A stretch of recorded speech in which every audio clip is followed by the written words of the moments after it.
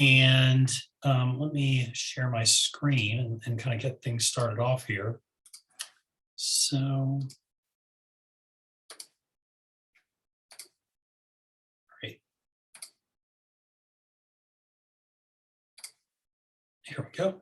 So as I mentioned, today is our APR data workshop, and the primary focus is focusing on where to find institutional data on our website and how to use that institutional data, particularly within the lens of APR. That said, the information that I'm sharing today can be used much more broadly than just with academic program review. That those of you who are department chairs, program coordinators, this is data that could be very helpful at, for running reports at the school college level, at your departmental level. So there's a lot of information here that, like I said, has broad applicability beyond academic program review. But this is maybe a first opportunity for you to dip your toes into some of these dashboards, get acclimated to using them. So just a very quick introduction. I think most of you know me through the APR process. But if those of you who may not be quite as familiar, my name is Matthew DeSantis. I'm the Executive Director for Institutional Effectiveness, and I help lead the academic program review process here at Mason. I've been at Mason for about 18 months, and I enjoyed working with all the departments through this process as we continue to refine it and enhance it. And I do want to give an opportunity to let my colleague introduce herself for those of you who may not be familiar. So Lisa. Hi, good afternoon, everyone. I am Lisa Nguyen, Director of Data Analytics. I am in the same department as Matthew, so we're quite closely with Matthew in understanding what the data needs are across the institution so that I and my team can help build data tools such as the dashboards that I'll be sharing today build dashboards that are most informative to you all. So that is me. Nice to meet you all. Great, thank you, Lisa. And just to follow up on a point that Lisa mentioned, this is something that I think is important to keep in mind when we look at all these dashboards, is that they are all easily edited. They're dynamic, they're changeable. So if you see things that don't quite work for you, if you see things that are that you have questions about, if you're not sure about, if you'd like to see different filters or see the data displayed in a different way, reach out to myself, reach out to Lisa, reach out to our team, let us know, because what might be very intuitive for us, because we kind of immerse ourselves in this data, may not be very intuitive for you. So we try to make this as user-friendly as possible. Like I said, please reach out. These are dynamic dashboards that can be changed. Nothing static and nothing is kind of etched in stone. So I wanted to touch base on a couple of different items before we get into looking at the dashboards. And there's kind of 4 different areas that I wanted to talk about. The first is this idea of the glossary of terms. Right now, I think data can be very overwhelming. And I think one of the elements that can be particularly overwhelming about data is the terminology that we use, because sometimes that is dictated by the federal government, sometimes that's dictated by the Commonwealth of Virginia, other times they're just certain Mason terminologies that we have. And so what Lisa and her team put together is a glossary of terms. I think this is really helpful. And so I'm just going to pull up that page and hopefully, there you go. So hopefully you can see this. So Lisa, if you wanted to talk maybe a little bit about, maybe this highlight some individual items or just talk a little bit more about this glossary of terms page. Sure. So what we try to do is define all of the terms that we use in our dashboards, as well as different reports that we share on our website. And so that way, as you're interacting with the dashboard, interacting with the report, and you have any questions on how we are defining a certain particular term, for example, let's say, I'll just pick one randomly, contract hour. How is contract hour defined? You can then go to this glossary of terms and see how we define that. And as Matthew mentioned, there are certain definitions that we use, and it's defined very specifically because we are required to per federal reporting, per reporting to the Commonwealth. And so you'll see that notation, like for degree, you see Chev, that is a that is a definition set by the Commonwealth. And so you'll see those notations on a few of our terms.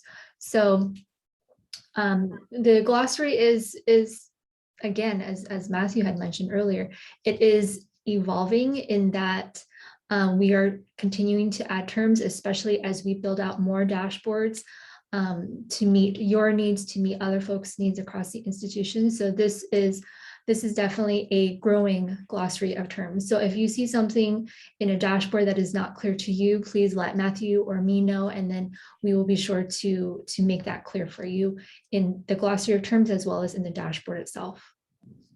Thank you, Lisa. So going back to a couple of other items that I wanted to touch on. So the second is the OIEP data portal. And this is something which we'll touch on a little bit. The data portal is something that this is where all of our dashboards live. It's something that will require VPN access if you are logging in off campus. So just something to keep in mind. I'm actually going to steer you away from the data portal a little bit, just because that can be a little overwhelming or confusing at first, because you kind of have all of these dashboards individually. The nice part is that the dashboards that I show you today are also linked and live on the OIEP webpage. So that's kind of going to be the preferred way for you to get to this. But you do have access. Anybody with VPN does have access to the data portal. But like I said, I think it's going to be easier when I send out links afterwards. I'm just going to be sending links to the individual dashboards that we talk about today. That way you can just go directly to the ones that are most important to you. Another resource is the APR data resources. And this is a page that many of you are familiar with already, but this is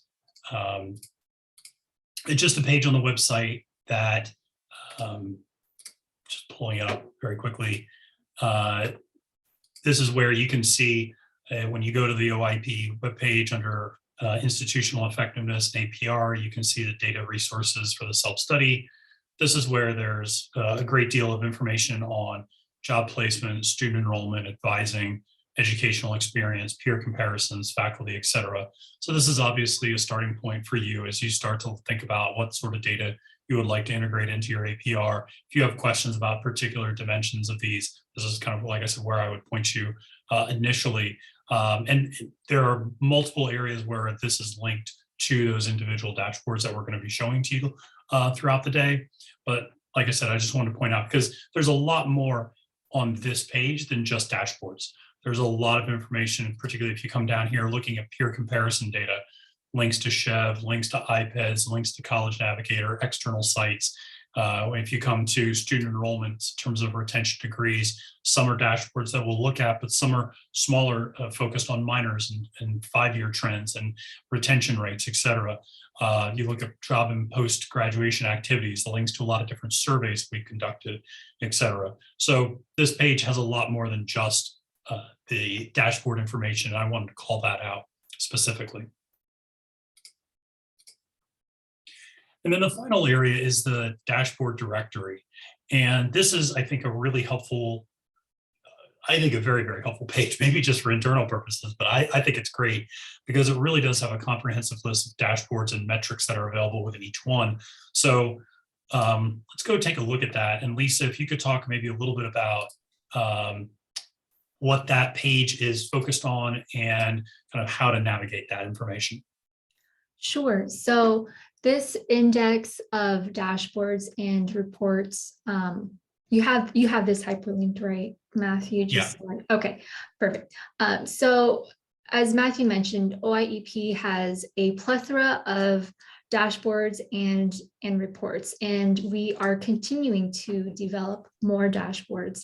Again, as we hear what the data needs are across the institution, we're continuing to try to meet those needs by creating more dashboards. And so it can be a little bit overwhelming to understand what dashboard, what reports have, which dashboards have what pieces of information. And so the goal of this index is, one, not to be overwhelming, but instead to really help you see what data, types of data are within these various dashboards and these various reports.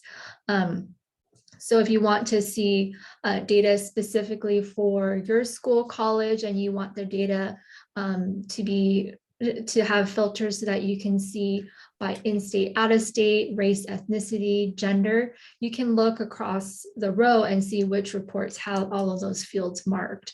And all of the reports and all of the dashboards that are referenced in this index are hyperlinked, so you don't have to go to another page and look for that specific report.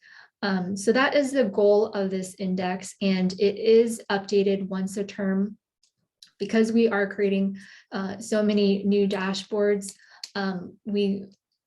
for version control, really, we update it at the beginning of each term. That way it's ready for the beginning of the term. And so if you're unclear on what a specific data element is, for example, tuition domicile, what exactly is tuition domicile, that you can go to the glossary of terms to look for the definition there, for example. And I do want to just tie this point back to the glossary of terms. The glossary of terms, it includes definitions that OIEP uses, that we use in our reports, in our dashboards, largely based on what, as I mentioned earlier, what we are required to report to the federal government, to the Commonwealth. And so our definitions may not be 100% aligned with, say, how admissions defines domicile. So you might see some discrepancies there, and here's some discrepancies across the institutions. So just want to clarify that how we define our data elements is largely based on what we are required to report to the federal government and the Commonwealth. That's a great point, Lisa, and something absolutely to consider. And one other thing I would just mention that within that same space is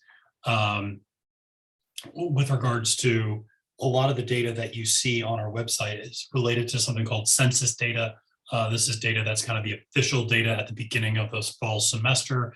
And so again, if you just ask a random department or do something on MicroStrategies, you might get a different number because you're pulling that information today, as opposed to what is the official numbers at the beginning of the fall term, or not quite the beginning, but the census data of the fall term. So it's important. It doesn't mean anything is wrong when you get a different number, and it doesn't mean that one is less valuable than the other. It just, you're pulling them at different times, and one is kind of, as Lisa mentioned, something that we report nationally and federally and to the state, and the other is just more for an internal use of where are we today on something, perhaps, when it comes to things like enrollment, et cetera. So just something to keep in mind. So just a little bit of background with these dashboards. So I think one of the things that when I came to Mason that I was charged with and that stuck out to me was we really wanted to incorporate more data into the academic program review process, that we wanted it to be much more data friendly. We wanted to have a lot more student success metrics. We also wanted to give programs the ability to filter and segment this information in different ways, whether that be gender, whether it be race, ethnicity, whether it be Pell status, first generation, in-state, out-of-state, et cetera. We wanted to give people the opportunity to break down that data, look at it across different lines of equity, and allow them to, I think, then develop much more effective long-term goals and much more specific long-term goals relating to different student populations. So the dashboard development in Satisfy, we have several that I'm going to kind of walk you through today, but it is something, so the ones that we'll walk through today are going to be focused on the 10-year enrollment trend, graduation or degrees awarded, faculty and staff diversity, and then Mason diversity. That said, we're working on more dashboards. It's a never-ending process. And so we're looking at time to degree, credit to degree, which I know are very important in the graduate space. We also are looking at developing clearinghouse data, so looking at post-graduation outcomes for students, developing dashboards in that space. So these are things that are going to become available as you continue to work on your APR. So the dashboards that I show you today are by no stretch the only dashboards that are available, or the only dashboards that will be available for you throughout this process. And as we develop new dashboards, I'll be sending those links to you all, sharing that information, and potentially bringing in people like Lisa or others to help with workshops in that space, just to help you walk through and understand those different dashboards. So with that being said, I was going to kind of go and just kind of walk through some of these dashboards a little bit. So can everybody see this? I should be on the 10-year enrollment trends dashboard. Yep. And good. And so a couple of things real quick to point out here before we get overwhelmed by colors and all that good stuff.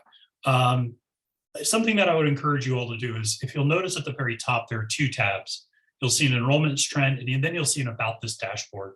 If you click on the about this dashboard, it really just kind of goes into more detail based upon some of the things Lisa's already talked about. So it explains the different dimensions, it explains the different variables that are being used, how we define different things, what maybe are some of the limitations of this dashboard, what are some quick tips down at the bottom in terms of how to understand or navigate it. So this can be very helpful rather than just diving straight into the dashboard, reading a little bit about it in that space. Lisa, I didn't know, I kind of covered this in broad brushstrokes. Is there anything you wanted to mention in addition to what I said about this kind of page on these dashboards? No, I don't have anything to add to what you said. Okay. So I just want to make sure I didn't leave anything out. So I always defer to the data people in that space. So, so with this is kind of a general enrollment trends dashboard that you see. There's already a school college filter up here. So you can look at, down here, you can see different colors for different units or schools or colleges at the institution. So you can see the law school, you can see health and human services, Carter School, et cetera. So you can see all of these things. Now, if you want to, sorry about that. So if you want to just eliminate that filter and just look at things institutionally, you can just X out that filter. And now you're just looking at Mason overall, okay? And you can see there's a kind of percent change over time. So you can get a sense of enrollment trends over that 10-year span. You also will see on the right side, essentially an Excel spreadsheet that kind of talks through each semester in terms of headcount, credit hours, and student FTE. Lisa, not to put you on the spot, but I know you're pretty fluent in this language. Could you just maybe explain the difference between those things for people? Yes.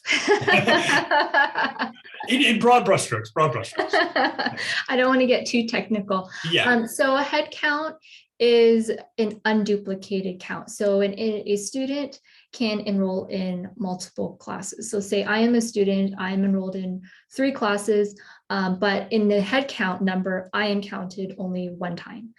So it is a unique number of students who are enrolled at Mason during, say, fall 2021. The credit hours includes all of the credit hours that student was enrolled in. So if I'm enrolled in 3 classes, then it's the credit hours for all 3 classes that I'm enrolled in. And student FTE generally is the full-time equivalent of that 39,000. So if I'm enrolled full-time, I am counted as 1. If I'm enrolled in part-time, then it's a fraction of me based on however many credits I take. So it's the full-time equivalent number of that head count. And just to be clear, I think full-time is 12 credits, correct? Or is it 15? It's 12. Okay, 12. That's what I thought. I just want to make sure. Okay. So thank you, Lisa. And I apologize for putting you on the spot. Explaining something like that. I had to synthesize. No, that's good. So obviously what you can see over here are a number of different filters.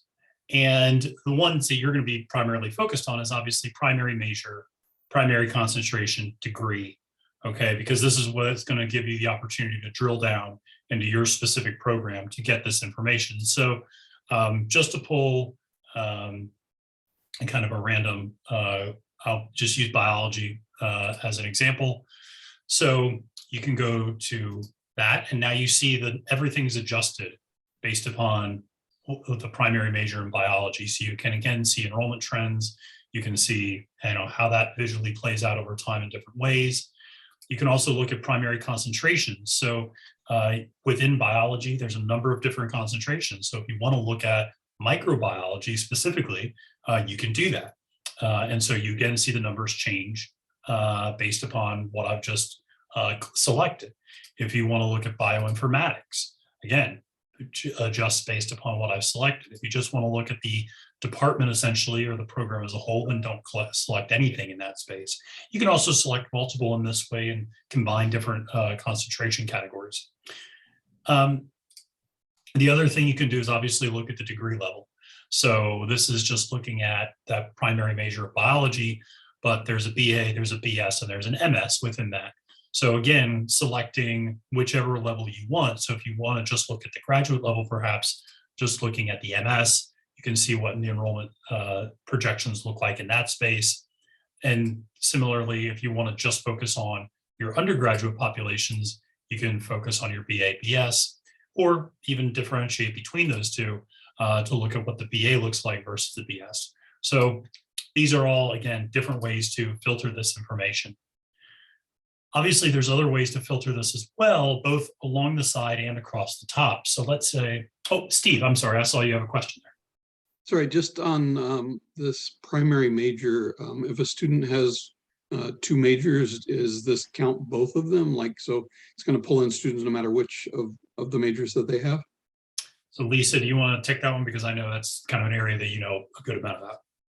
Yeah, so we are trying to account for those double majors in the student's record.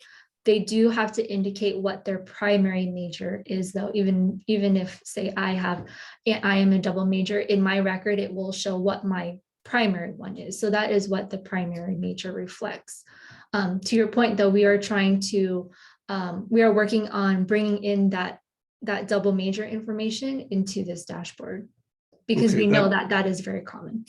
Yeah, that kind of answers my question, because, just quickly pulling up the numbers, it doesn't look like the numbers of majors that I know that I have, but a large portion of the majors in my program are double majors. And so that's going to be a real issue. I've got to be able to get information on both, whether it's their primary major or their secondary major. I need information on all those students. I don't have very many. I can't lose any numbers. Sure. Yeah, absolutely. And yeah, like Lisa said, this is something we have kind of bi-weekly meetings about these dashboards, and that's kind of one of the major agenda items on those. So this is something which, Steve, I think I don't want to make any promises, but I would imagine that for the report that you're going to be submitting, we'll have that fixed probably by the time, so that you'll be able to pull both primary and secondary majors. Maria. Yeah, it's just, I want to second that it's important to do, and we've ran into this issue. That's all I want to say. Please do it. It will be great if you could fix this problem. It's really impacting a lot of operations right now. Yeah, absolutely. And have it noted to make sure that we revisit this. Yeah, absolutely. No, thank you, Maria. And it is, like I said, it's kind of one of the, I think that and then time and credit to degree are kind of the three big things that we're focused on right now. As we know, it impacts different groups. So as I was mentioning, you can filter, you can see all these different filters along the side, but you can also filter up top. So one of the things you can do is if you use the drop down, and I'm not sure sometimes the screen share if you can see drop downs or not, but you have kind of school, college, degree level. You also have full-time, part-time, new, returning, tuition, domicile, which is basically like in-state, out-of-state. Gender, race, ethnicity, first generation, and financial aid. So if you wanted to just look at how does this break down via gender, now you can see the gender breakdown for a particular program to see what percentage or what number of students are in one gender or another in terms of identity. You can also do this for race, ethnicity. And if you wanted to, you could use a combination of these filters. So you could have this kind of race, ethnicity, but then you can come over here to the left side and go, I just want to look at the race, ethnicity breakdown of my female students. So you can do that. And again, you can see kind of how that plays out, what that looks like versus what's the race, ethnicity look like of my male students and so forth. to see if there's any differentiation there. But this is a place where I would encourage you just to play around a little bit, just get familiar with the dashboards. You're not going to break anything. If you start getting filters that you don't like, you can just come up here to the top and just click the X out on this. So you just kind of remove race, ethnicity, remove biology. You start back over with a fresh slate at the beginning again. So depending on kind of the type of programs that you're going to be using in APR, looking at, like I said, degrees, looking at class level, that's something particularly for the undergraduate space might be interesting. First time freshmen, sophomores, juniors, seniors, looking at that kind of progression and matriculation. Student type, this allows you to look at transfer students that are in your program. That might be particularly helpful for some of you focusing on your undergraduate programs. Minority, non-minority, this is kind of Lisa, maybe not to put you on the spot again, but I know there's kind of the underrepresented minority discussion. So maybe you could explain a little bit about that dichotomy. Yes, so minority follows, so minority includes, let me back up. So underrepresented minority includes American Indian, Alaska Native, Black, Hispanic, Latinx, Native Hawaiian, Pacific Islander, and 2 or more races. So the minority versus non-minority is really that breakdown of the 2 or more races. So minority includes I'm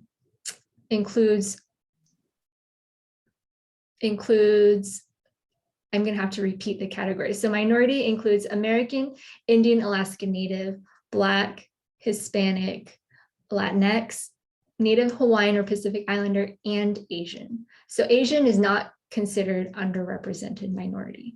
And then non-minority includes students who identify as white, foreigners abroad, and non-resident aliens.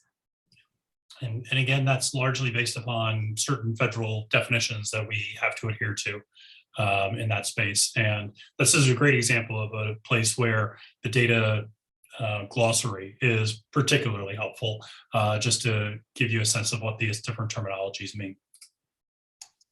Obviously, you can also look at full-time, part-time, new returning students, first generation status, and then financial aid. You can look at students who are Pell eligible, non-Pell eligible. These are all great equity indicators to look at to see, the type of population that your students are serving.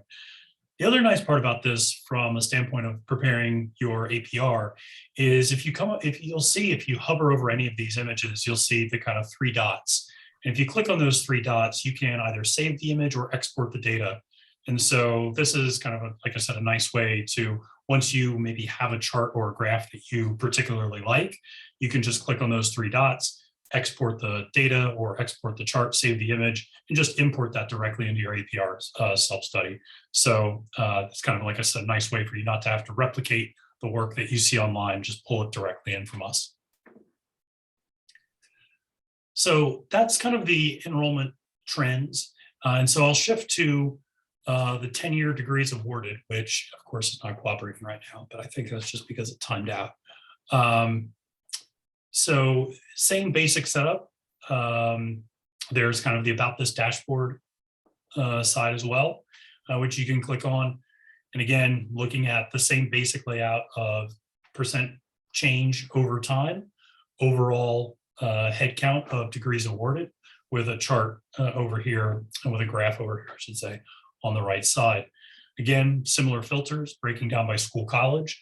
This is something where, again, you can look at, and this is something I didn't mention before, but when you start looking at different equity factors, perhaps, you can compare how your program or department looks in comparison to your school or college, or Mason as a whole, to go, we are more, we have more diversity within our department as Mason as a whole. That doesn't mean we don't want to continue to improve, but it gives you some sort of a baseline. So you can compare where your department or program or unit is with what your school and college looks like with what the university looks like.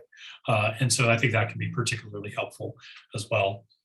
But like I said, this is very similar drop-down menu items in terms of how you can differentiate this data by gender, race, ethnicity, first generation status, financial aid status, in-state, out-of-state, et cetera. So filters on the left are largely the same. And again, seeing that 10-year trend over time. Lisa, just to kind of address Steve's question, is this just primary majors again and the degrees of primary majors? Yes, I was going to chime in. This accounts for all degrees that a student earns during a specific academic year. So if I am very ambitious and I earn 3 different degrees, that is, all 3 are counted here. Okay. Yeah. So that's great. Okay, so that does account then for the double majors essentially in this space. So, so this is what we would call duplicated headcount Yes. in that case. So students can be counted more than once. So that's good. All right, well, that's one less thing we have to worry about with that dashboard. So that's always a good thing. I didn't see where this dashboard was located on this. Yeah, so this one is, if you go under, so yeah, that's a good question. So if you go into OIEP and you go up to the top and you go to data analytics, you can go to reports.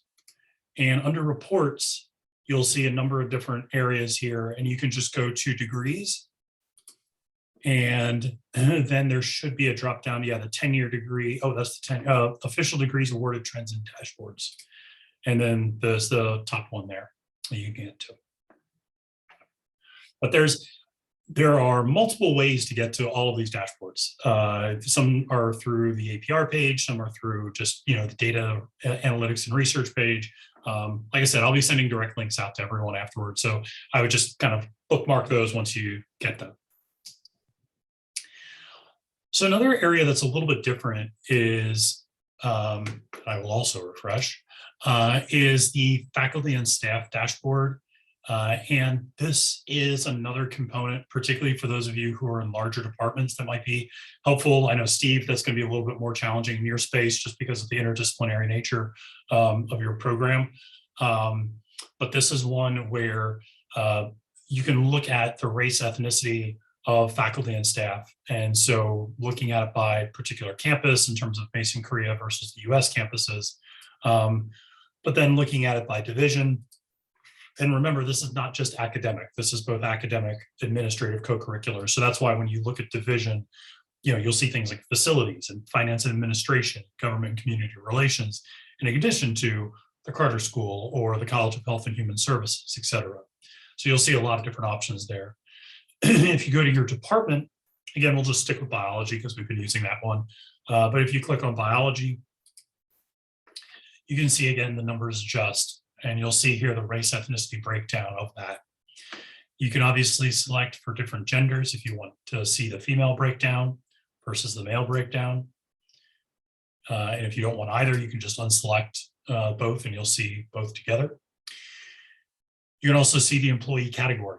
And so this allows you to look at different levels of instruction. So you can look at your postdocs, your instructional term, tenured, tenure track, adjuncts, classified staff, graduate assistants, et cetera. So you can take a look at that. And so let's just say you want to look at your tenured track and your tenured, put those together. And so you can see that. And then you can also look within instructional faculty rank too. So you can look at the difference between assistant, associate, and full professor if you want, just to, again, see differences there. Again, it's displayed in different ways with kind of the trend line, bar charts up top, but then the more kind of Excel sheet down bottom. Same sort of thing. You can just click on the 3 dots, export this image, export the data.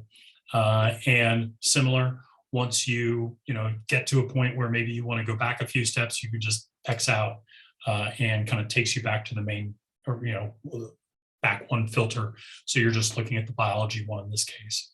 So this is, again, helpful. I think, like I said, for smaller departments, this can be maybe a little bit more challenging, and certainly for interdisciplinary departments, it can be a little bit more challenging. But this is something for larger departments. The segment analysis can be helpful in that space. And Matthew, there is a comment Yeah. in chat a note that it would be helpful to have graduate faculty status. Yeah, so that's interesting. So I wonder, Lisa, maybe that's a note for us to talk Yeah. about at a future meeting, because I don't know if that's a designator in any of the data that we have. And so that might be a manual process of Mhm. identifying graduate faculty. But that's a great question. So thank you, Jennifer. That's very helpful. So the other dashboard that I was going to show you all today is just more of an institutional dashboard, and it is, but you can certainly drill down to your school college. And this might be helpful for those of you who are just working on, maybe you're working on grants, maybe you're working on things outside of APR, but this is just a very quick, this is what we refer to as our diversity dashboard. This looks at the 5-year trends of diversity at Mason, specifically along the lines of gender and race ethnicity within both our undergraduate, graduate, and faculty staff populations.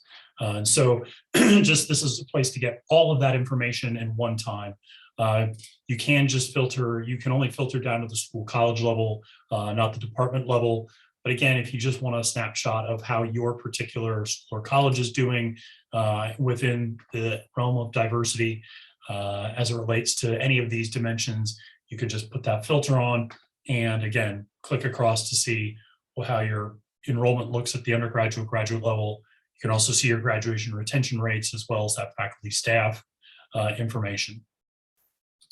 So like I said, this is more kind of general, more at the school college level, but still something that can be helpful. The graduation retention rates, you do see there is a drop down for measure. So you are able to drill down a little bit more with regards to the graduation retention rates for those particular measures. And perhaps, Lisa, this might be another good opportunity to just maybe explain a little bit of the different, or explain the definition of retention, because that's something that I think a lot of people don't always know. And there's a very strict kind of definition sometimes. Sure. So, well, let's just look at fall 2014 cohort. So looking at the fall 2014 cohort, we have, does it say the count cohort? Let's just say we have 5,000 students who are enrolled in fall 2014, who are first-time students and full-time students at Mason. And so then when we look at the students who are retained, we are looking at their enrollment status in fall 2015 to see if they enrolled at Mason. And so if they came back in Mason, that means that they have been retained. If they did not enroll at Mason, and if they have not graduated from Mason, then they're in that third category of not enrolled, not graduated. And then if they did graduate, then that would be the percent graduated. So those are the 3 buckets that a student could be categorized when looking at graduation retention. Great, thank you, Lisa. And that's, again, information that's in the glossary of terms. And I know we had a question, Jennifer Lawler, you asked about the link. I just provided a different one, but it is helpful to know that the URL, there is kind of that other URL that's not popping up. So we'll make sure that's corrected. Holly? So to clarify, you said first time, full time, and I know the glossary is there and I can check again, but that to me sounds almost like this is restricted to freshmen or undergraduate students and doesn't work for grad students. Is that correct? So for this particular dashboard, let me double check because I don't want to misspeak.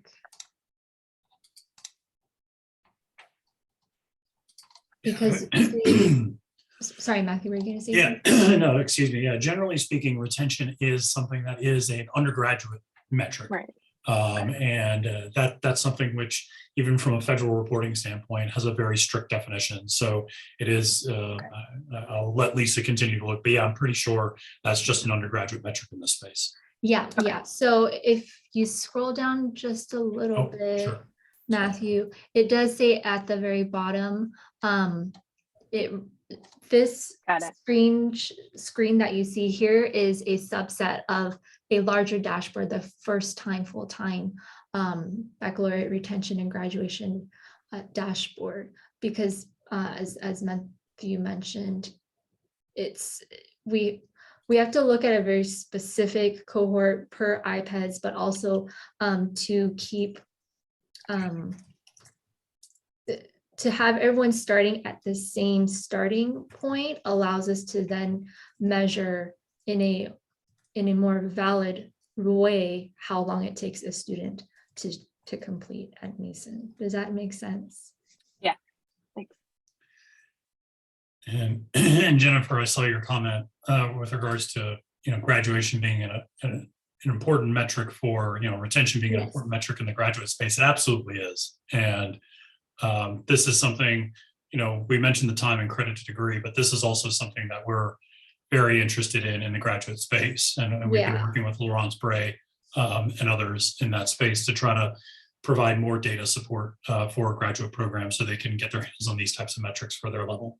Yeah, something that we are currently working on, just adding to what Matthew just mentioned, is building a dashboard that looks at time to degree and credit to degree. So something similar to this with some additional data elements. So it is in the works, and we're hoping to get that up and running by the end of the term.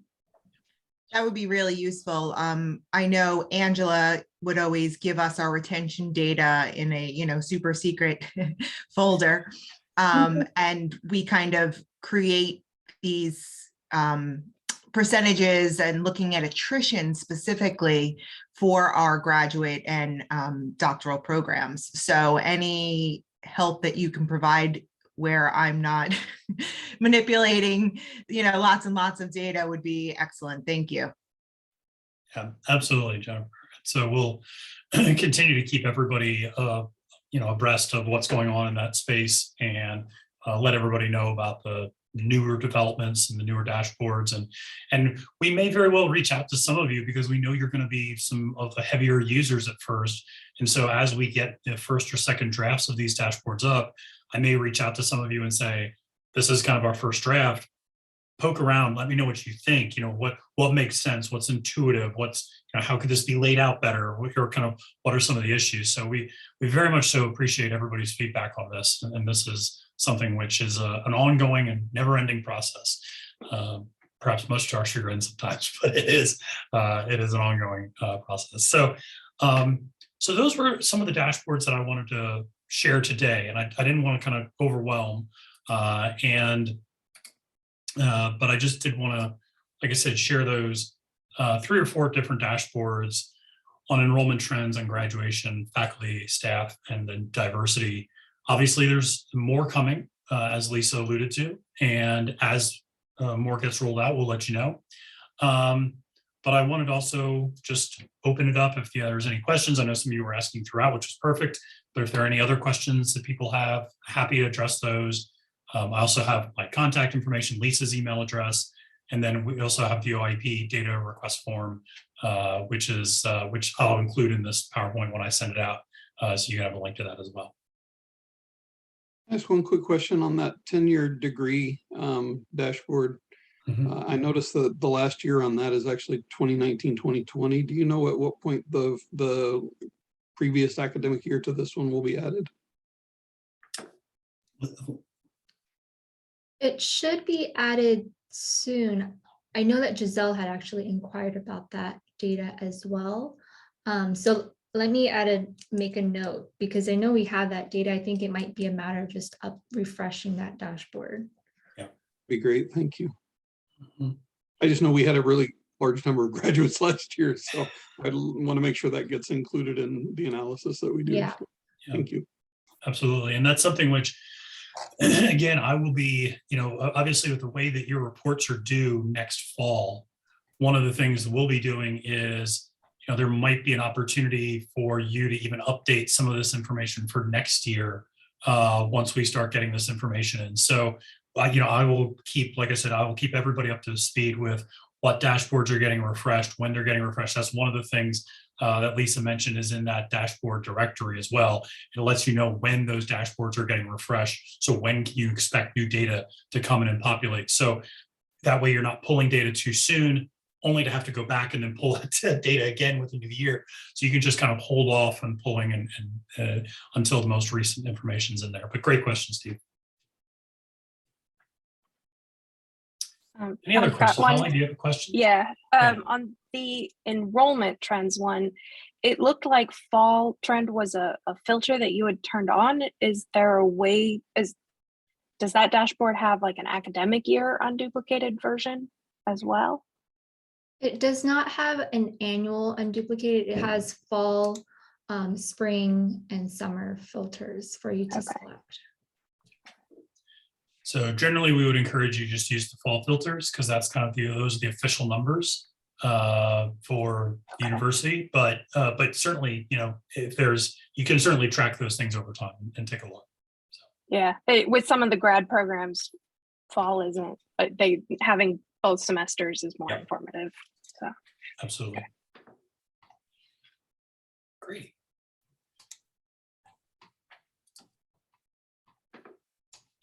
So, any other questions? So if not, we'll stop there and I'll stop the recording.